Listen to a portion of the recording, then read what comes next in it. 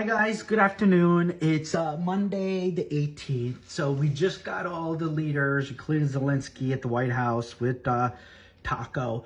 Our friends Dutch, BK, BL, and were helping us watch through it. And so we came up with some questions and uncovered that the whole thing is a scam. Okay, the whole thing is a scam, and so let's go through all the details of what we've uncovered. We've already said that from Alaska, but it's just further confirmed that this either basically there's a scenario the scheme will continue with the next meeting, trilateral meeting, or it will get exposed further, and then it will disintegrate, and everybody will know it's all nonsense. Or the scheme will continue. Okay, and we will have more facts during that process, but right now, this is what we have.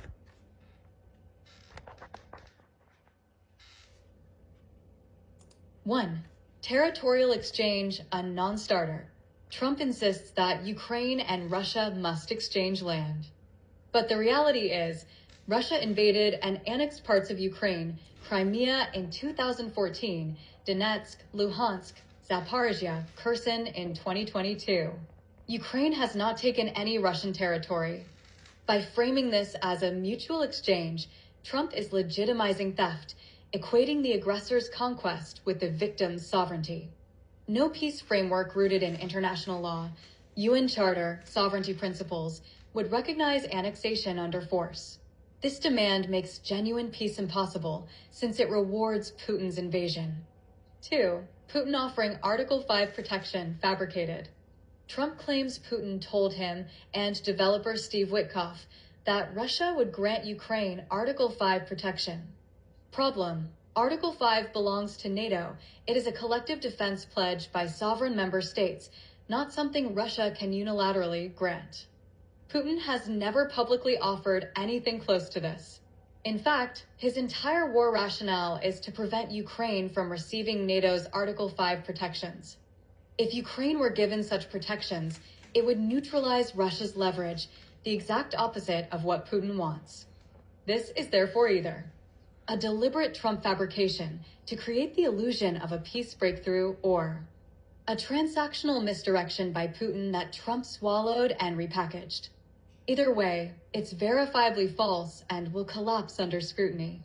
3. Article 5, like protections, empty language. Trump hedges by saying Ukraine could get Article 5, like protections. This phrase has no legal or strategic meaning, like equals undefined. It might mean a bilateral US-Ukraine security agreement, but Congress would have to ratify/enforce it. Vague assurances, similar to the 1994 Budapest Memorandum, which Russia violated by invading Crimea and Ukraine in 2022. Such half measures already failed once.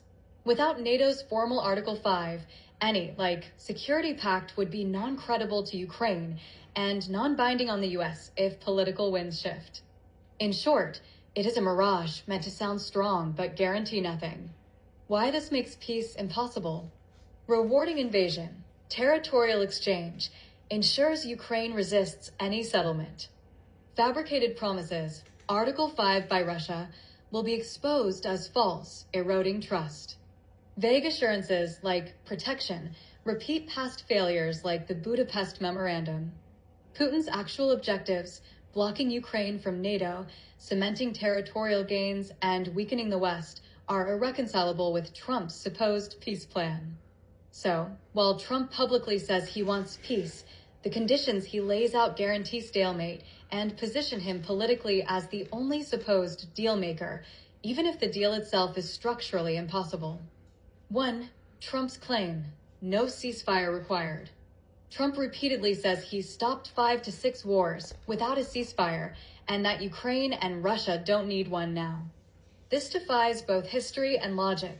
Every credible peace process, Dayton Accords in Bosnia, Korea armistice, Israel, Egypt peace, begins with some form of ceasefire to stop active fighting before negotiations. 2. The reality: ceasefire equals first step in peace.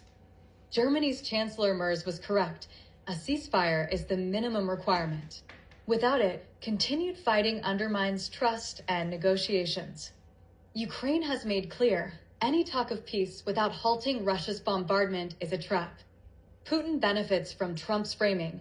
He can keep fighting while blaming Ukraine for rejecting a deal.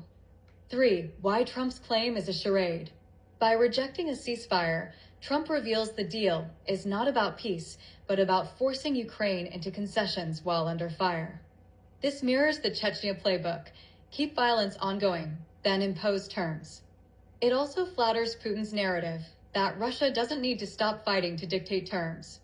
4. Pattern of falsehoods. Trump's peace story has 4 glaring lies/contradictions now. Land exchange reframes annexation as mutual. Article 5 protection, impossible, Putin never offered it. Article 5, like security, vague, meaningless. No ceasefire needed, historically false, strategically pro-Russian. White heavy checkmark the conclusion. Trump's peace plan is not about peace. It's a political charade designed to sound like diplomacy while functionally legitimizing Putin's territorial conquest. 5. Prisoners and children, the ignored atrocity. Zelensky's demand, return Ukrainian prisoners and tens of thousands of abducted children held in Russia. Trump's distortion claimed only 1,000 children are missing, minimizing the scale of war crimes. EU Commission President Ursula von der Leyen's response made it clear that real peace requires the return of children and prisoners. Putin's position, he has never promised to return them, and Trump has no leverage to compel him. Melania's so-called letter to Putin did not mention Ukrainian children. Written in vague, generic terms, and almost certainly not authored by her. Trump still showcased it as if it carried weight, a deflection tactic. Backhand index pointing at reality check. Peace cannot be credible while Russia continues mass abductions, forced deportations, and unlawful imprisonment. Trump never addressed this because Putin never offered it. Key the 5 patterns of Trump's false peace narrative. Land exchange lie reframes Russian annexation as mutual trade. Putin's fake Article 5 promise, impossible, never stated by Putin. Article 5 like protection, meaningless, deliberately vague. No ceasefire needed, historically false, pro-Russian framing. Children and prisoners minimized, ignores war crimes, sidesteps Ursula/Zelensky's core demand.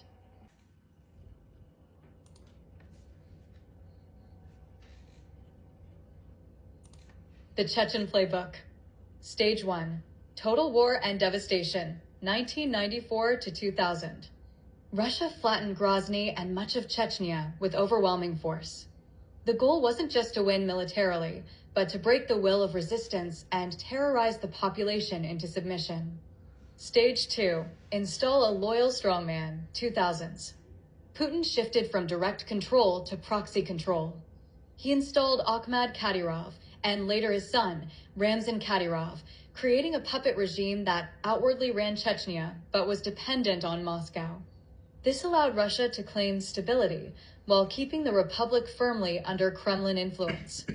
Stage 3. Co-opt, divide, neutralize. Once installed, the Kadyrovs received huge subsidies, autonomy and internal repression, and personal enrichment. Opposition was silenced, loyalty bought, and Chechnya became a controlled vassal state, a showcase of Putin's might plus manipulation strategy. Counterclockwise arrows button the Ukraine parallel. Stage 1. Total war attempt. 2022 full-scale invasion equals the Grozny phase. Putin tried overwhelming shock and awe to take Kiev. Failed, but inflicted massive destruction. Stage 2. Puppet scenario. If Zelensky falls, Putin hopes to see a Ukrainian Kadyrov emerge, a leader who outwardly governs, but ultimately bends to Moscow. Trump's role here is critical. By weakening U.S/NATO support, he makes it easier for Moscow to push a peace deal that cements territorial gains and elevates Russia-friendly figures in Ukraine. Stage 3. Divide the West, lock and control. Just as Putin bought off Chechen elites, he looks to fracture Ukrainian politics and Western unity.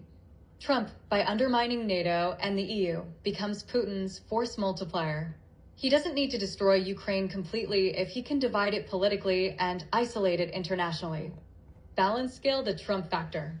Where Chechnya was subdued entirely by Russian force plus internal puppets, Ukraine is different because of Western backing.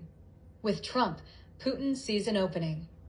Trump weakens NATO, pressures Kiev to compromise, and signals to oligarchs that cutting a deal is acceptable. This helps Putin achieve Chechnya-like results in Ukraine without outright military victory. In this sense, Trump is not the puppet. He's the enabler who clears the path for Putin to impose his Chechen-style outcome. White heavy check mark bottom line, Putin is adapting his Chechen playbook to Ukraine. Total war didn't work, so now he's moving to divide and install mode, using Trump's political cover as leverage. If successful, Ukraine risks becoming a semi-sovereign state with frozen conflict lines, puppet factions, and long-term Russian influence, just like Chechnya, but with global stakes. There you have it.